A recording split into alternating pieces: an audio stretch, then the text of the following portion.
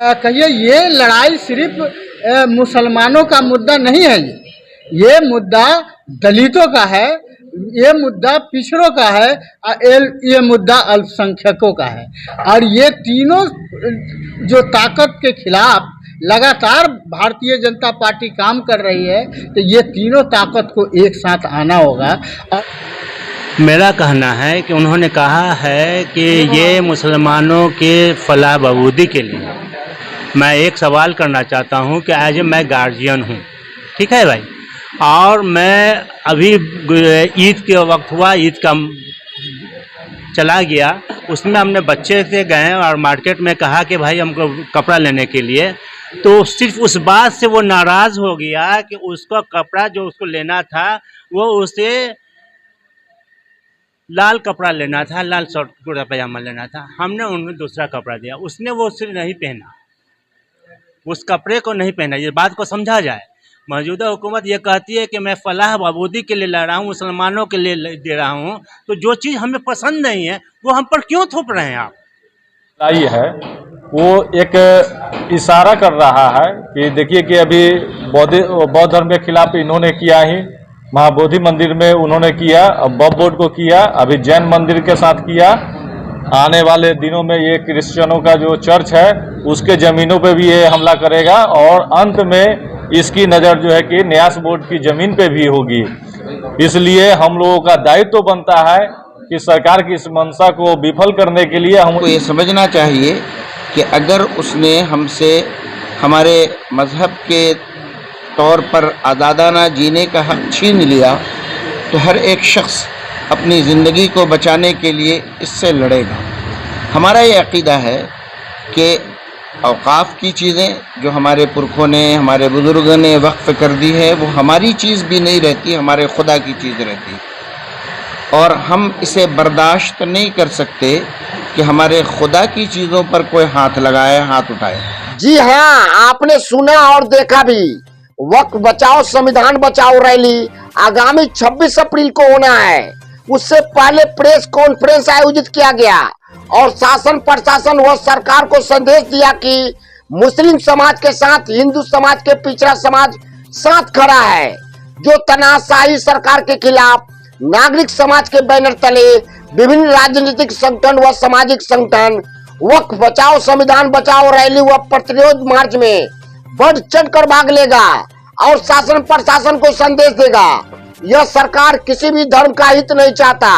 यह सरकार पूंजीपति लोगों का है और उन्हीं के लिए यह तानाशाही सरकार नए नए कानून बनाकर भारत का माहौल खराब कर रहे हैं और हिंदू मुस्लिम की खाई को बढ़ा रहे हैं। जी हाँ, आइए सुनते हैं 26 अप्रैल को क्या कुछ होने वाला है।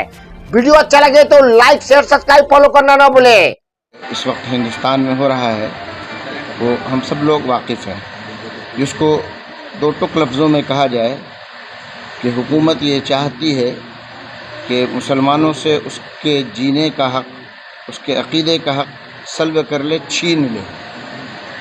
तो हम हुकूमत को ये बताना चाहते हैं कि हम जिस हिंदुस्तान में, जिस मुल्क में रहते हैं, उससे बेपनाह मोहब्बत करते हैं, उसके साथ हमारी हमदर्दी वाबस्ता है, सिर्फ़ इसलिए कि हम एक ऐसी हुकूमत के तहत एक ऐसे मुल्क में रह रहे हैं जिस हुकूमत के ज़रिए से हमें बावर कराया गया है, यकीन दिलाया गया है कि हमें यहाँ मजहबी आज़ादी हासिल होगी और हम सब अपने मज़हब के एतबार से यहाँ जीते रहेंगे। वक्फ़ तरमीमी बिल हमारे मज़हब का इंतहाई अहम तरीन हिस्सा है।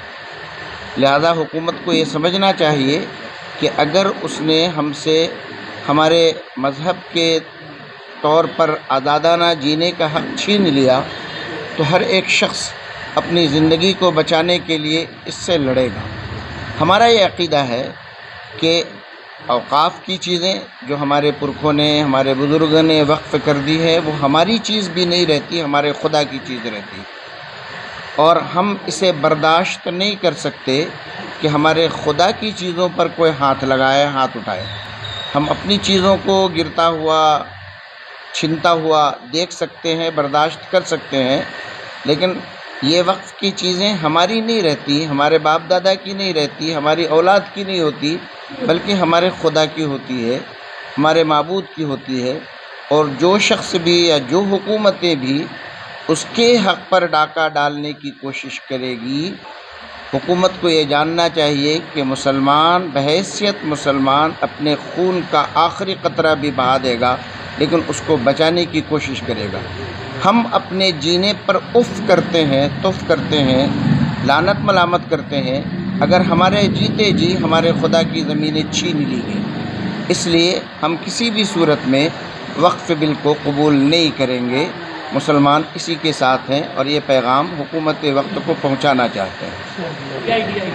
आज के प्रेस कॉन्फ्रेंस जो है कि मौजूदा हुकूमत है जो बिल लाई है उसके ख़िलाफ़ है।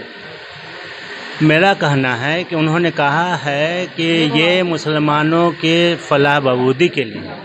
मैं एक सवाल करना चाहता हूँ कि आज मैं गार्जियन हूँ, ठीक है भाई, और मैं अभी ईद के वक्त हुआ, ईद का चला गया, उसमें हमने बच्चे से गए और मार्केट में कहा कि भाई हमको कपड़ा लेने के लिए, तो सिर्फ उस बात से वो नाराज़ हो गया कि उसका कपड़ा जो उसको लेना था वो उसे लाल कपड़ा लेना था, लाल शर्ट कुर्ता पजामा लेना था। हमने उन्हें दूसरा कपड़ा दिया, उसने वो उसे नहीं पहना, उस कपड़े को नहीं पहना। ये बात को समझा जाए। मौजूदा हुकूमत ये कहती है कि मैं फलाह बहबूदी के लिए ला रहा हूँ, मुसलमानों के लिए दे रहा हूँ, तो जो चीज़ हमें पसंद नहीं है वो हम पर क्यों थोप रहे हैं आप। दूसरी बात ये है कि शुरू के उन्होंने कहा कि ये वक्फ में रेलवे और उसके बाद आर्मी के बाद सबसे बड़ी ज़मीन है। बिल्कुल है, इसलिए है कि हमारे आबाओ अजदाद यहाँ 800 साल हुकूमत किया है। मौजूदा हुकूमत सिर्फ 15 साल हुकूमत की है तो पूरे हिंदुस्तान में आग लगा रही है, पूरे हिंदुस्तान को कब्जा कर रही है। तो मेरे आबाओ अजदाद 800 वर्ष इस दुनिया में कायम, हिंदुस्तान में कायम रहे और वो बादशाहियत की है। यहाँ प्रजातंत्र है आज, वो पहले बादशाहियत हुकूमत थी, तो वो उन्होंने इतना किया। अब रहा ये वक्फ अमेंडमेंट बिल है, हमारे आबाओ अजदाद, हमारे उलमाओं ने बताया है कि जो शख्स चाहे जिस नियत से देते हैं अपने वक्फ इसको कब्रिस्तान में, तो वो सिर्फ कब्रिस्तान ही रहेगा। मस्जिद में देगा तो उसको हमें बेचने का, उसे रखने का हमें अधिकार नहीं है। तो मौजूदा हुकूमत को क्यों? एक दूसरा अहम है कि उन्होंने मौजूदा जो गवर्नमेंट बनाए हैं उन्होंने इसमें गैर मुसलमान को और औरतों को भी रखा है। तो मेरा ये कहना है कि मौजूदा हुकूमत से कि अब यह आपने ये हुकूमत है जिसमें आपके वजीर हैं, आपके मंत्री हैं, तो उसमें 5% ही मुसलमान को रख लें आप। 5% ही उसमें मुसलमानों को भी साझेदारी कर लें। या आपके वक्फ मामले में सुप्रीम कोर्ट भी हस्तक्षेप किया, क्या कैसे देखते हैं? बिल्कुल बेहतर है। जो सुप्रीम बाबा साहब भीमराव का जो बनाया हुआ कानून है, मैं उनका तस्लीम करता हूँ और सारी दुनिया उसे मानती है, मैं भी मानता हूँ। 26 तारीख को क्या कुछ तैयारी है?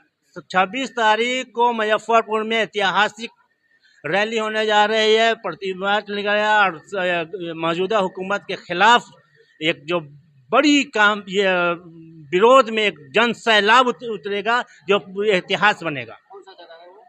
जी, यहाँ